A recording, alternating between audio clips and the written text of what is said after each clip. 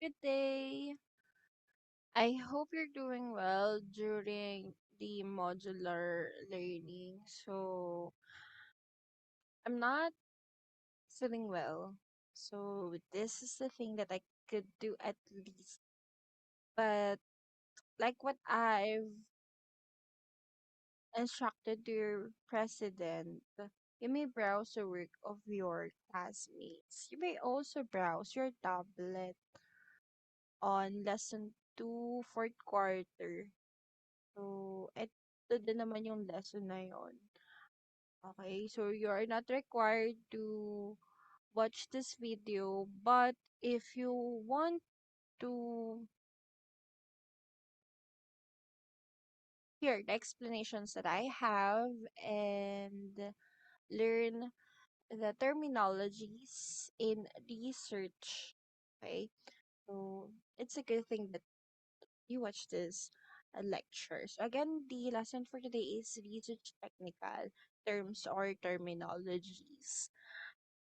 I hope before you watch this lecture, na-upload nyo na yung assignment ninyo sa Google Drive. Because I don't think that it will make sense after nyo panoorin tong lecture, saka kayo magpapasa ng assignment. Okay?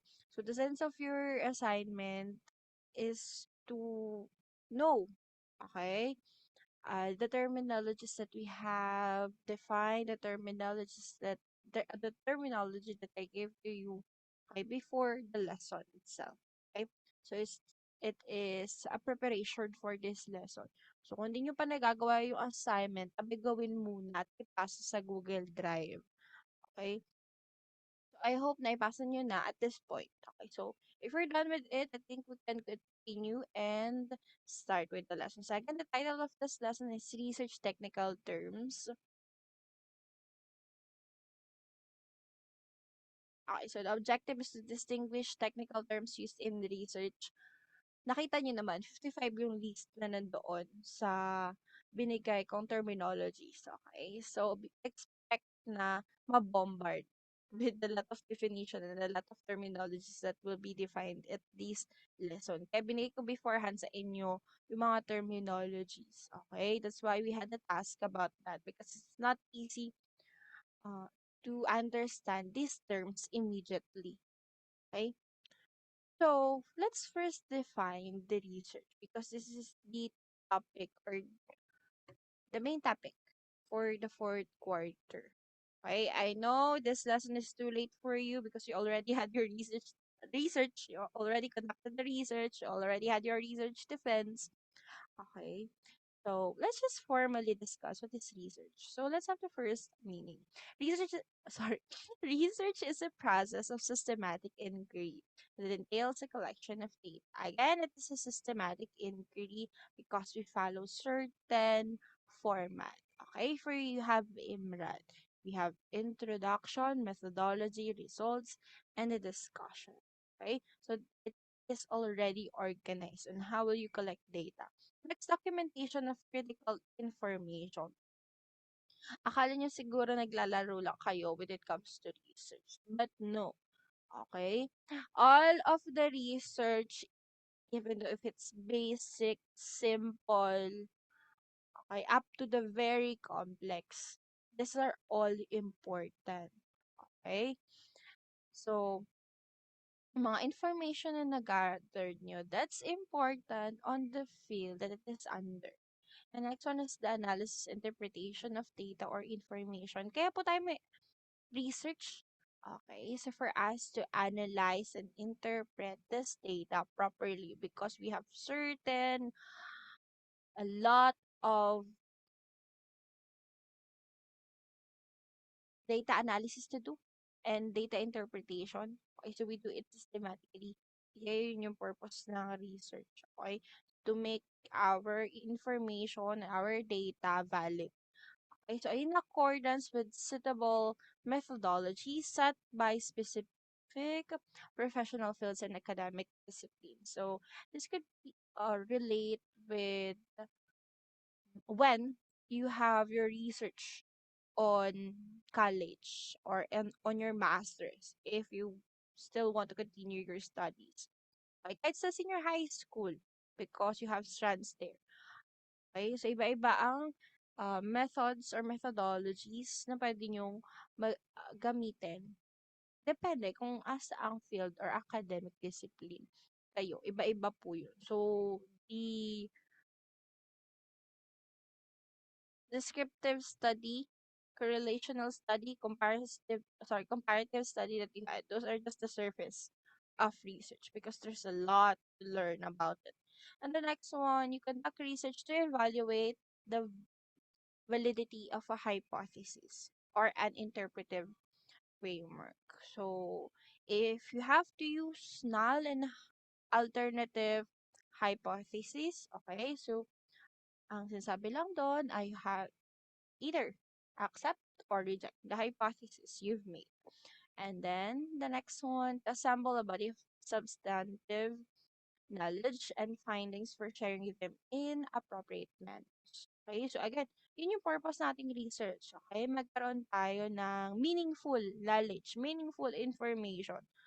Okay, and then the last one, to generate questions for further increase. Kaya meron po tayong recommendation.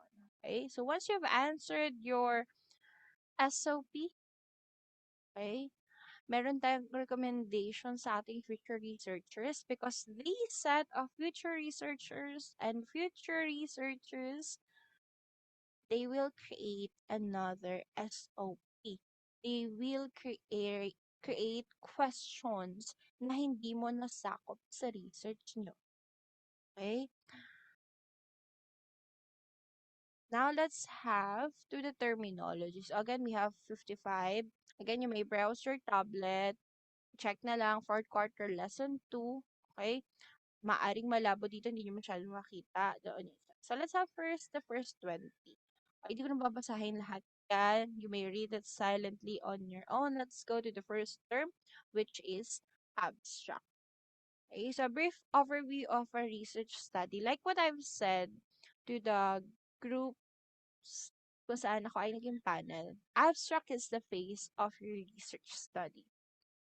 Hindi lahat ng mga tao naghahanap ng studies ay binabasa ang laman ng research. Why? To save time. Hindi ako magbabasa ng 50 pages just to determine if the information that it has is related with information that I'm looking for. Okay, so your abstract should be the overview, should be the summary of your research. Okay, it is the face of your research. What you should put in your abstract? First, your SOP. Second, what type of study it is or research. What is the research design that it has? Descriptive study, basic, correlational po ba? Is it an experiment? Then, the conclusions, your answer in your SOP. Okay, so yun yung mga importante. So, again, abstract is just like the summary of your research. Okay? I don't want to see any data there. Walang dapat numerical data doon. Walang 50% or anything else. Okay? So, kung ano lang importante, kung ano lang yung na-mention ko, yun ang dapat nilalagay sa abstract. And I hope you are working on your abstract already or your research revisions. Next is about the second term, which is applied research. Okay, when we say applied research, we conduct this research to improve a certain practice. Okay, so again, this good with the specific field. Okay, pag may field talaga kayong kailangan or you're in a specific field. Okay, so field nyo, ano ba yung maaaring SOP na conduct ninyo. And then this basic research. Okay, so you just need to test theories. Next, we have the conceptual definition. So you have to define the variables that you have. So again, pag sinabi yung variables, how it was used in your study. Then we have concepts. These concepts are the building blocks of theories. Ano ba yung mga importanteng information or ideas sa inyong theory? Okay, so may set of concepts kayo sa inyong theories. Next, we have the constitutive definition. Pag sabi natin constitutive definition that are used or given by the dictionary. Control group, we have the control group there and experimental group. You may check below. Sabi ko na i-define. Pag sinabi natin control group at experimental group, we use this on experiment. Okay? So, dito naman, there are variables that we control. Okay? Ito muna. Control group, okay? Walang ibang treatment na binibigay sa kanila. So, it's like a natural setting as it is. Okay? Pag experimental group, sila yung nakakakuha ng treatment. Okay? Ano yung treatment na to, ma'am? Okay, here is an example. So, sorry. The topic that we have is if we want to see if noise or distracting sounds has an effect with studying. Okay, so we will have two groups. May control group tayo, may experimental group tayo. Si control group, sabi ko nga sa inyo kanina, natural setting. Nasa isang room ang mga particular na participants natin. Nag-aaral lang sila. Walang kahit na ano. Sa pag-aaralin lang sila doon. Bahala sila kung paano sila mag-aaral or what. Basta mag-aaral lang sila in certain period and then, okay, the experiment is done. Well, for experimental group, na habang nag-aaral siya, since ang topic natin, if ang noise ay may effect ba sa study, habang nag-aaral sila, merong possible na loud sound. Okay, loud music. Okay, sa room nila habang sila ay nag-aaral. Okay, mayroong musicians na nagpe-play ng musical instruments. Okay, so ibig sabihin nakakuha sila ng treatment. Okay, merong binago sa environment nila, may treatment na binigay. So, yun yung experimental group. So, again, control group, walang treatment, natural setting as it is. Okay? Pag experimental group, may dinadagdag tayo na variable doon sa environment. Okay? So, yun po yung experimental and control group. Now, let's have the correlational study. Okay. Pag correlational study, we investigate the relationships between the two variables. Okay? So, later, mamaya madidiscuss ko yung possible. Ano yung dalawang variables na to? Minsan naman hindi lang dalawa. Where we have two types of variables. Then the next one is data. Any information that you gathered in your research is called data. Next one is the delimitation.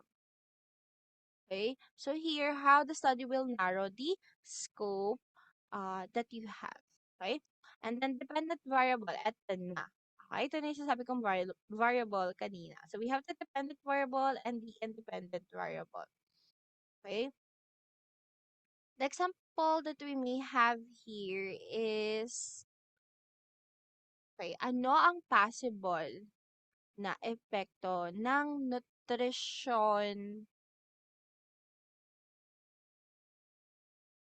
nutritional values na nakukuha mo, okay, sa iyong academic performance. Okay, again, we have to look for may epekto kaya si nutritional value na nakukuha ko sa aking academic performance?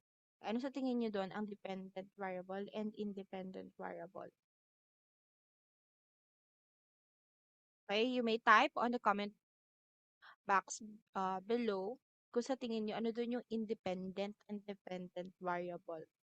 Okay, so let me reveal it now. So pag sinabi natin dependent variable, yung variable na makikita natin kung saan yung pinagbago. Okay, ito yung variable na gusto makita ni researcher. Okay, nandito makikita yung result. Yun yung dependent variable. Okay? Unlike sa independent variable, yun yung ima-manipulate ni researcher. Maaari niyang i-manipulate. Okay? So, sa example ulit natin, saan doon ang dependent variable and independent variable.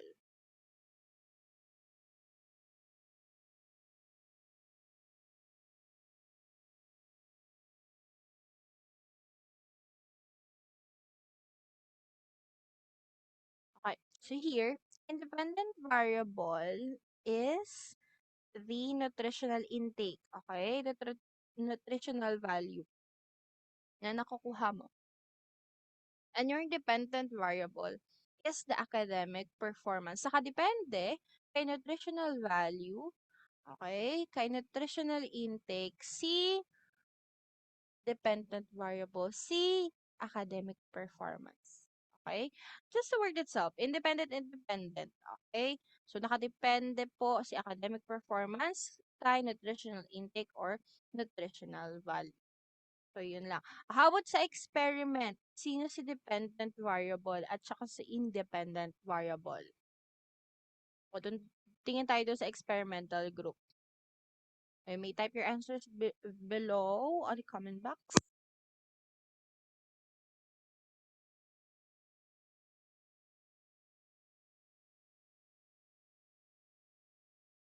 Independent ang noise. Okay? The one that the researcher is manipulating. Okay? Di ba sa control group, di naman tayo naglagay ng noise sa kanila? Unlike in the experimental group, okay, merong ingay tayong nilagay doon sa kanilang grupo. Yun yung treatment na binigay natin sa grupong yun.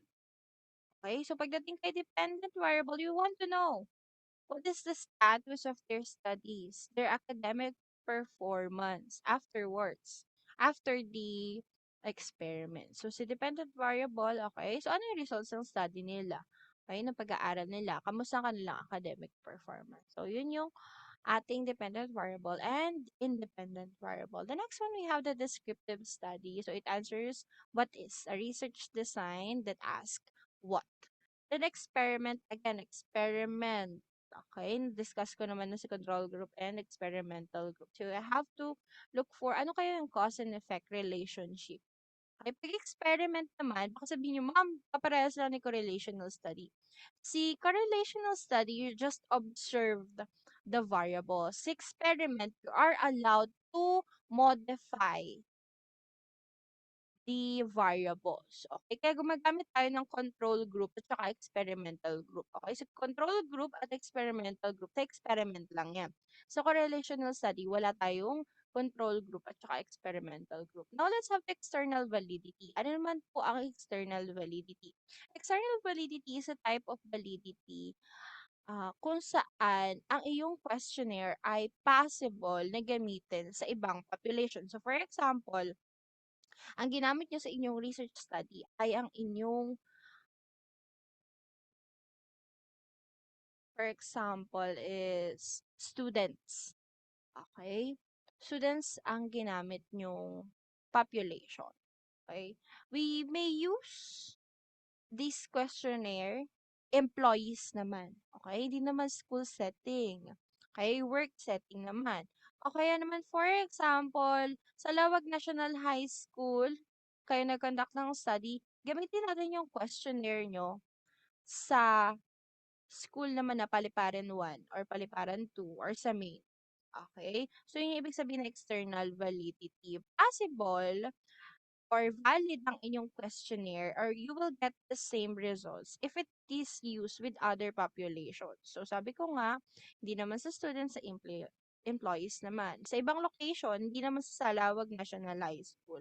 Sa Paliparan 1, Paliparan 2, or sa May naman. But still, the results that you will get still the same. Okay? So, ibig sabihin, your questionnaire is already contain the external validity.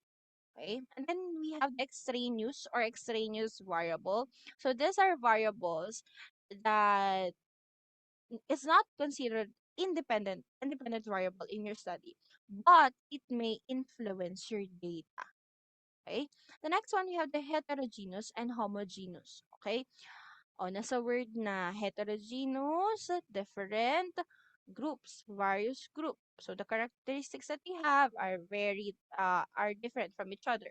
And then homogeneous, the groups that are similar. Okay, similar characteristics lang ang mga grupong ito. So, yun lamang. Independent variable, already discussed. Hypothesis, katulad nung sinabi ko sorry. I think I haven't mentioned. Okay, hindi pa na-mention.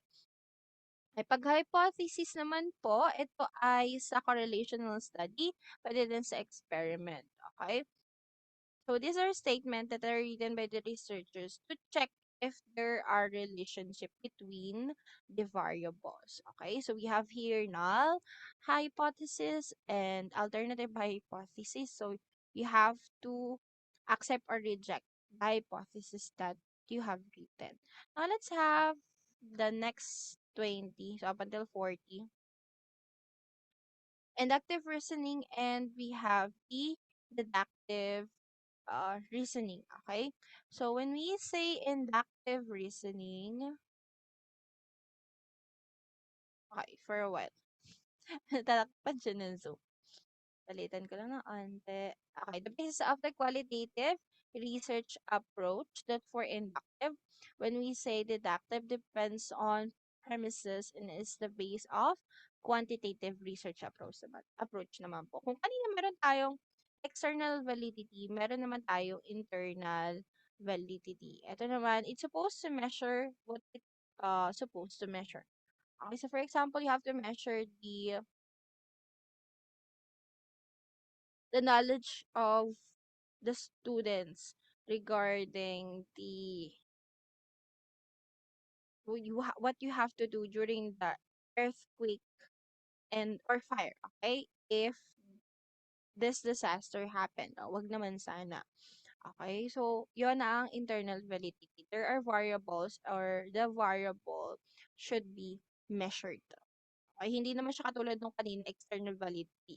Okay, it refers to the group. Now, you have to measure the variable that you should measure. Then we have the introduction. Alam niyo naman kung ano ang included here. Okay, so the scope, the context, the significance, okay, your SOP, the background of the topic, your definitions, your significance of the study, and etc.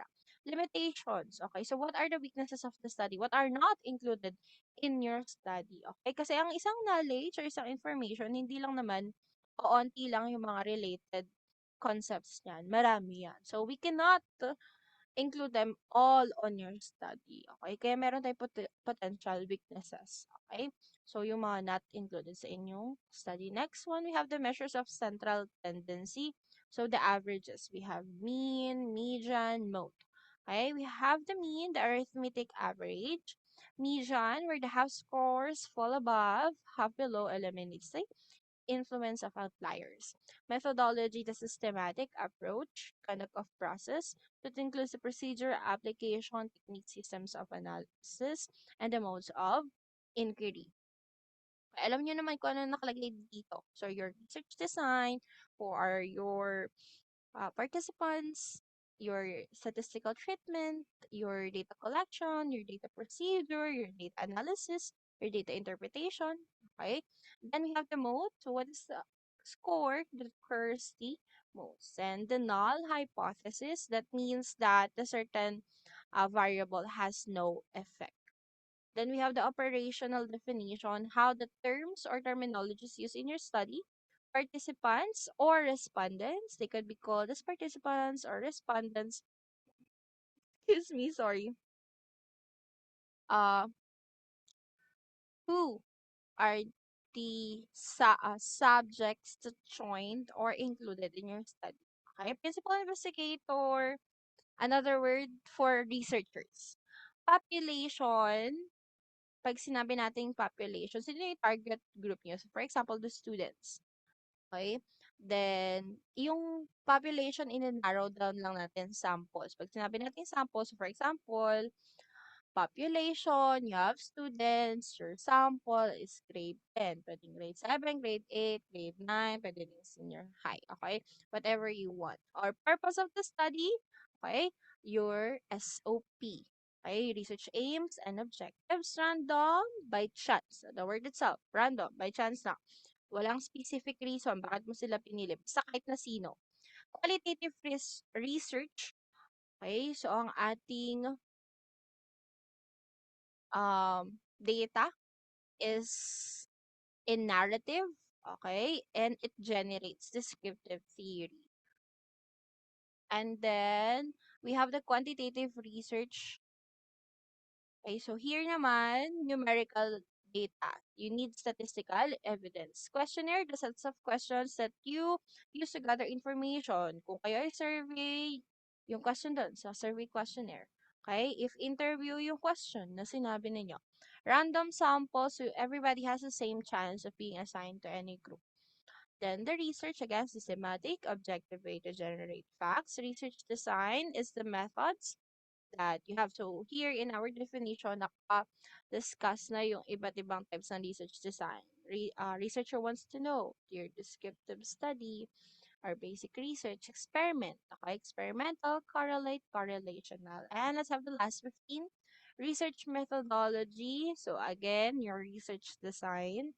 Relationship, you have to determine what is the bond or connection between the two variables or m- two or more variables. We have the sample. Again, the lesser uh, subject sa ating population. Okay, so example, a grade 7, 8, or 9, or 10. Significance of the study, who are the group of people that will benefit from your study. Okay, what can you contribute to this group of people?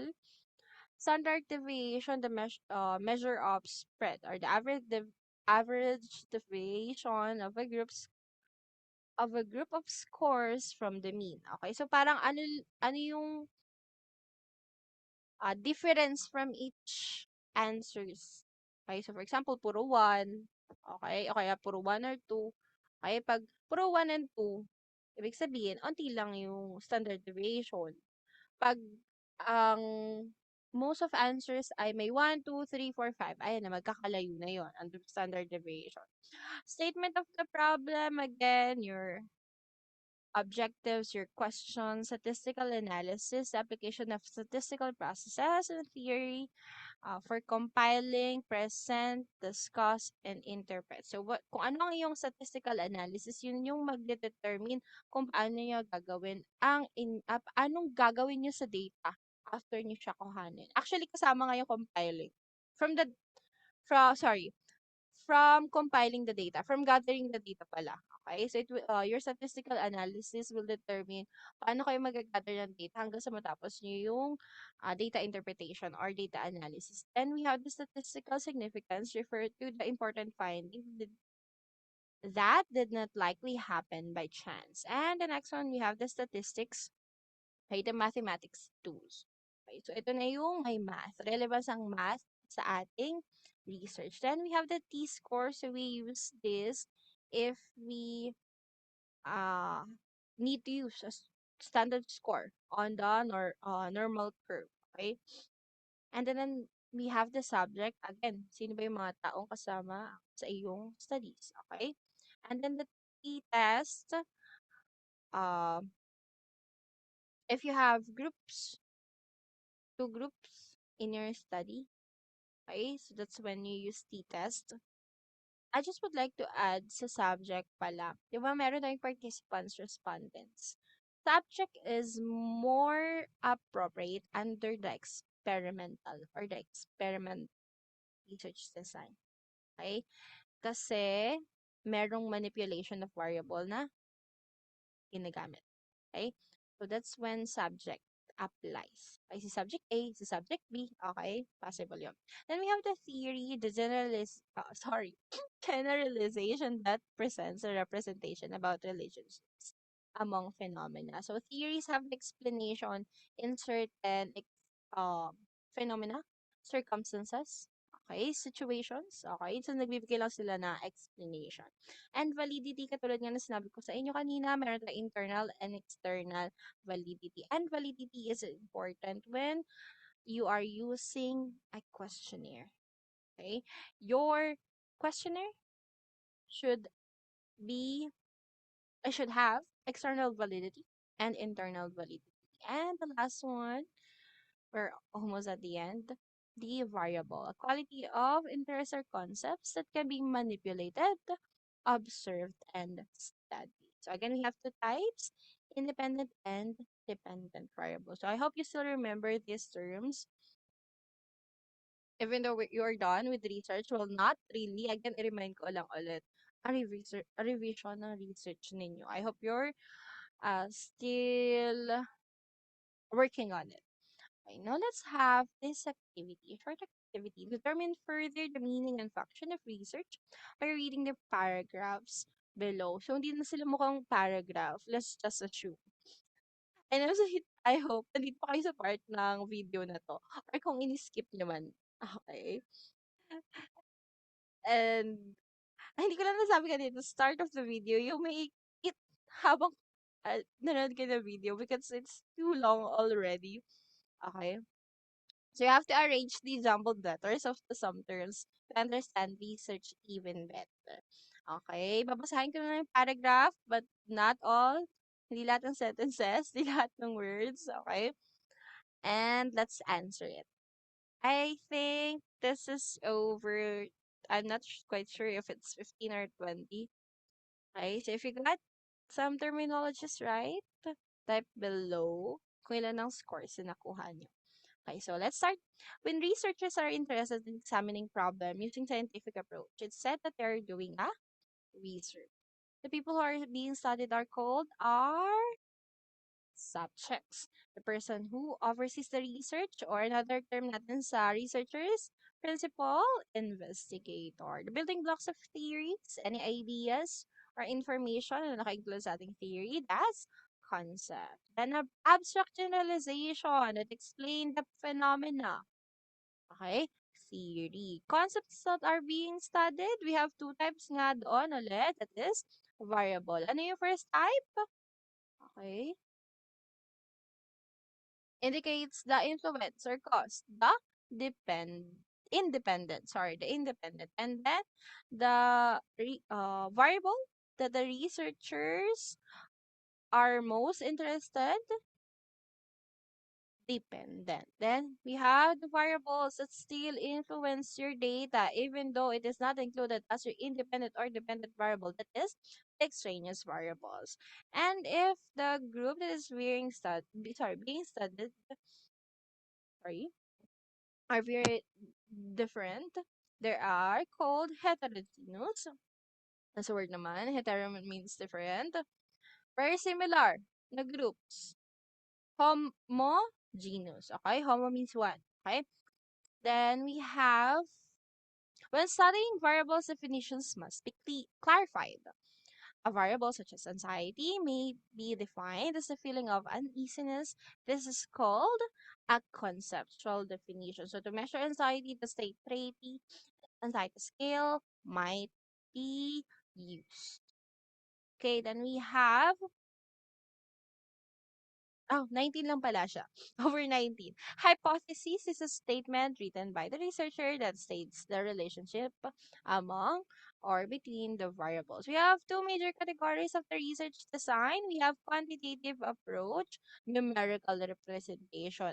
At kung narrative naman, qualitative. And ano ginagamit nating basis sa quantitative? Deductive.